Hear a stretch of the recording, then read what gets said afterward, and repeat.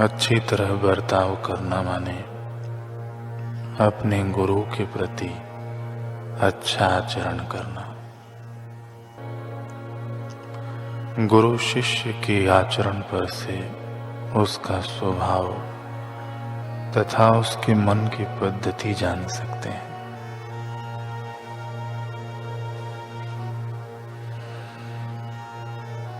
अपने पवित्र गुरु के प्रति अच्छा आचरण परम सुख के धाम का पासपोर्ट है।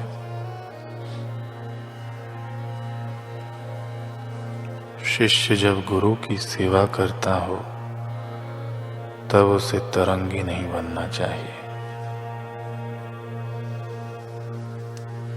अपने गुरु की सेवा करके प्राप्त किए हुए व्यवहार और ज्ञान की अभिव्यक्ति है आचरण।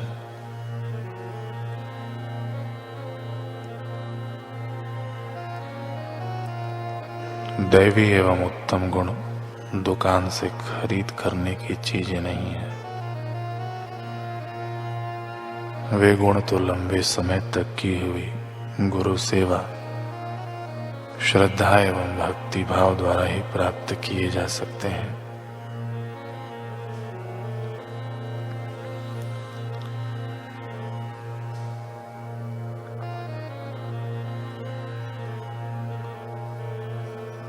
गुरु की सेवा के दौरान कैसी भी परिस्थितियों में साधक को मिलने वाला संतोष सदा आनंद और शक्ति देता है।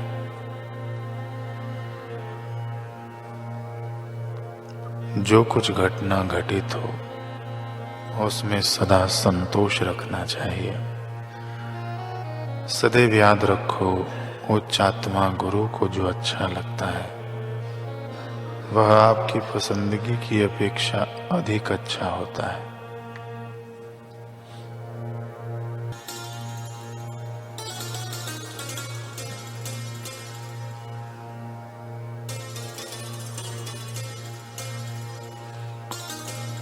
गुरुदेव, देखिए, मैं आपके लिए भेंट लाया हूं। इन 6 बड़ी बड़ी फूल गोभियों को मैंने अपने हाथों से खेत में लगाया था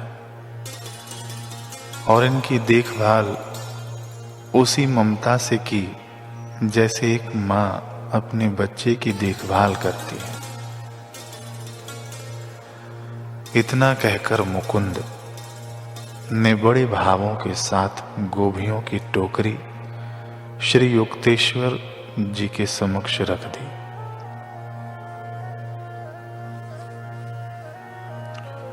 श्री युक्तेश्वर जी ने भी सस्नेह मुस्कुराकर मुकुंद के भावों को अपनी स्वीकृति प्रदान की। अच्छा, अभी इन्हें अपने कमरे में ही रखो, कल के विशेष भोज में ये काम आ जाएंगे। कॉलेज की छुट्टियां पड़ते ही मुकुंद समुद्र तट पर स्थित श्री युक्तेश्वर जी के पुरी आश्रम पहुंच जाया करता था ताकि वह उनके साथ कुछ समय बिता सके। खारी समुद्र हवा के झोंकों और आश्रम के शांत वातावरण से तरोताजा होकर दूसरे दिन प्रातःकाल ही मुकुंद जाग गया। गुरुदेव के कर्ण मधुर स्वर ने मुकुंद को सैर के लिए पुकारा। आओ मुकुंद, समुद्र तट पर चलें। मुकुंद ने अपनी प्रिय फूल गोभियों पर एक दुलार भरी नजर डाली और उन्हें संभालकर अपनी खाट के नीचे रख दिया। श्री युक्तेश्वर जी आगे आगे चलने लगे और मुकुंद अन्य शिष्यों के साथ झुंड में उनके पीछे पीछे चल दिया। ठहरो,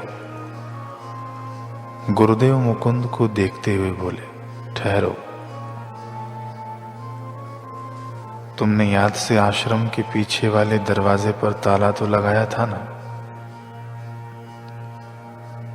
हाँ गुरुदेव, जहां तक मुझे लगता है लगाया था। मुकुंद सकुचाते हुए बोला। होठों पर दबी मुस्कान लिए श्री युक्तेश्वर जी चंद मिनटों के लिए चुपचाप खड़े रहे। फिर मौन तोड़ते हुए बोले, नहीं, तुम भूल गए हो। ध्यान रखो, ईश चिंतन को सांसारिक लापरवाही का बहाना नहीं बनाया जा सकता।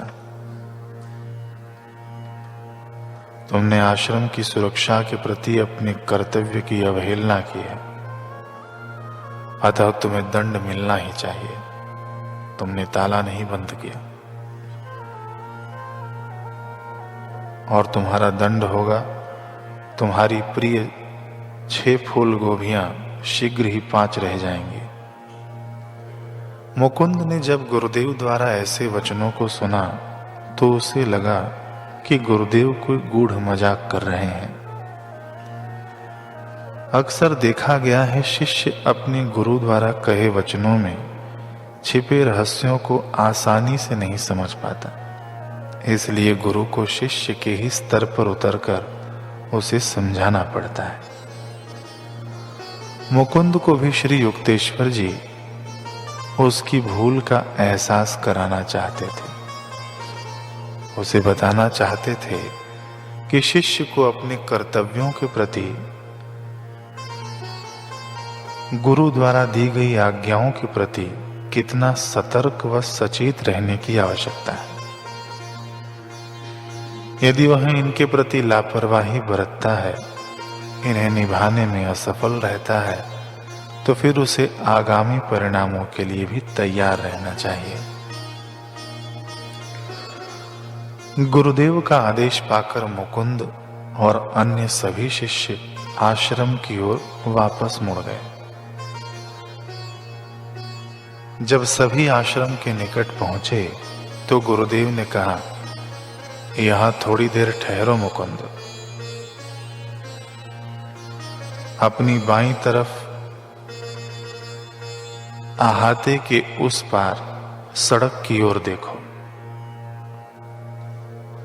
अभी वहां एक आदमी पहुंचेगा और वही व्यक्ति तुम्हारी सजा का माध्यम बनेगा। मुकुंद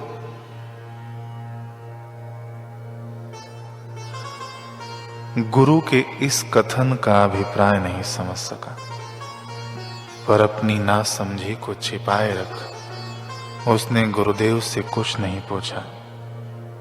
उधर सड़क पर शीघ्र ही एक किसान दिखाई पड़ा।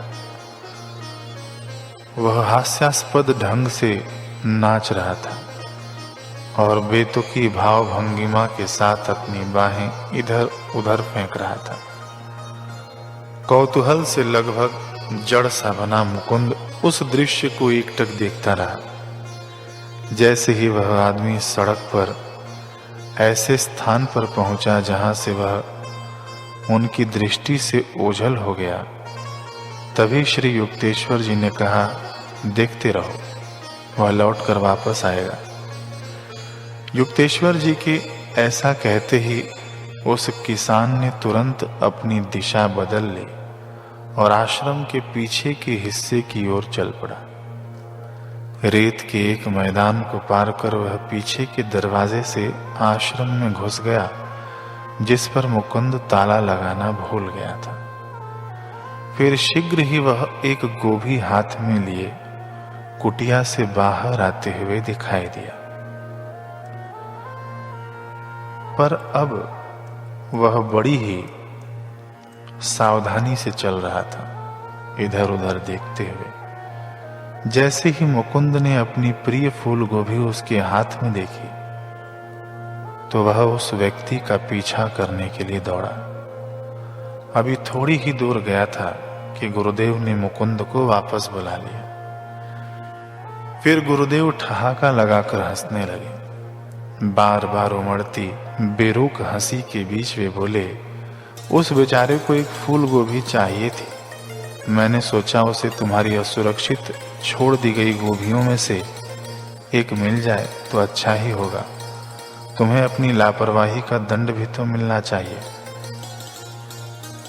मुकुंद दौड़कर अपने कमरे में पहुंचा।